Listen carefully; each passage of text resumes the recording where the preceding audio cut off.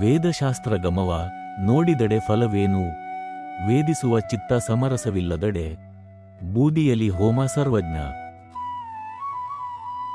ಸರ್ವಜ್ಞನ ಈ ತ್ರಿಪದಿಯು ಕೇವಲ ಪುಸ್ತಕದ ಬದನೆಕಾಯಿಯಂತಿರುವ ಜ್ಞಾನಕ್ಕಿಂತ ಮನಸ್ಸಿನ ಶುದ್ಧತೆ ಮತ್ತು ಆಧ್ಯಾತ್ಮದ ಅನುಭವವೇ ಶ್ರೇಷ್ಠವಾದುದು ಎಂಬ ಸಾರ್ವತ್ರಿಕ ಸತ್ಯವನ್ನು ಸಾರುತ್ತದೆ.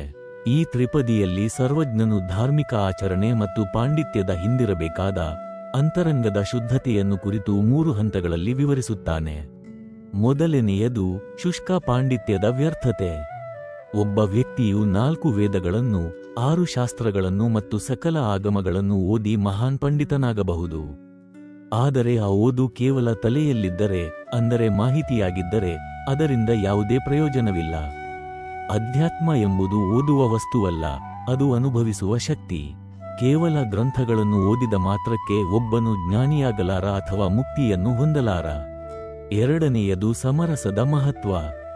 ಚಿತ್ತ ಸಮರಸ ಎಂದರೆ ಚಂಚಲವಾದ ಮನಸ್ಸು ಸ್ಥಿರವಾಗಿ ದೈವತ್ವದೊಂದಿಗೆ ಬೆರೆತು ಹೋಗುವುದು.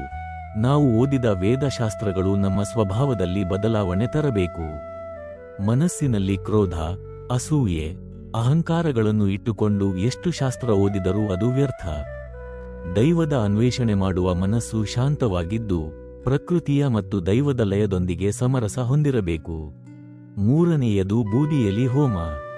ಯಜ್ಞ ಯಾಗಾದಿಗಳಲ್ಲಿ ಉರಿಯುತ್ತಿರುವ ಕೆಂಡದ ಮೇಲೆ ತುಪ್ಪವನ್ನು, ಅಂದರೆ ಹವಿಷ್ಯ, ಹಾಕಿದರೆ ಅದು ದೇವತೆಗಳಿಗೆ ಅರ್ಪಿತವಾಗುತ್ತದೆ ಮತ್ತು ಯಜ್ಞ ಸಫಲವಾಗುತ್ತದೆ. ಆದರೆ ಉರಿಯುತ್ತಿರುವ ಬೆಂಕಿಯಾರಿ ಕೇವಲ ಬೂದಿಯಾಗಿದ್ದಾಗ ಅದರ ಮೇಲೆ ಎಷ್ಟು ತುಪ್ಪ ಸುರಿದರೂ ಏನೂ ಪ್ರಯೋಜನವಿಲ್ಲ. ಬೆಂಕಿಯೂ ಏಳುವುದಿಲ್ಲ, ಹವಿಸ್ಸು ವ್ಯರ್ಥವಾಗುತ್ತದೆ. ಅದೇ ರೀತಿ ಭಕ್ತಿ ಅಥವಾ ಏಕಾಗ್ರತೆಯಿಲ್ಲದ ಮನಸ್ಸಿನಲ್ಲಿ ತುಂಬಿಕೊಳ್ಳುವ ವೇದಗಳ ಜ್ಞಾನವು ಬೂದಿಯಲ್ಲಿ ಮಾಡಿದ ಹೋಮದಂತೆ ಶೂನ್ಯವಾಗುತ್ತದೆ. ಈ ವಚನದ ತಾತ್ವಿಕ ಸಂದೇಶ: ಕ್ರಿಯೆಗಿಂತ ಭಾವ ಮುಖ್ಯ.